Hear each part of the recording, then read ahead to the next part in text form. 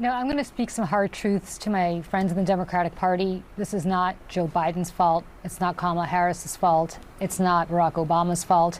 It is the fault of the Democratic Party in not knowing how to communicate effectively to voters. We are not the party of common sense, which is the message that voters sent to us. For a number of reasons. We don't know how to speak to voters.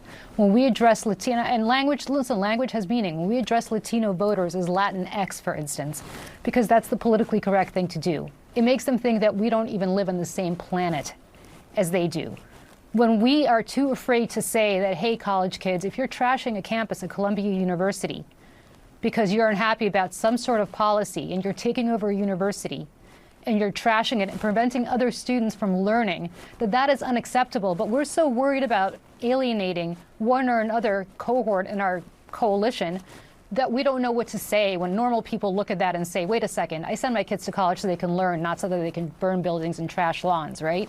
And so on and so forth. When we put pronouns after names and say she, her, as opposed to saying, you know what, if I call you by the wrong pronoun, call me out, I'm sorry, I won't do it again. But stop with the virtue signaling and just speak to people like they're normal. There's nothing I'm going to say to Shermichael that I'm not going to say to you, that I'm not going to say to somebody else. I speak the same language to everybody.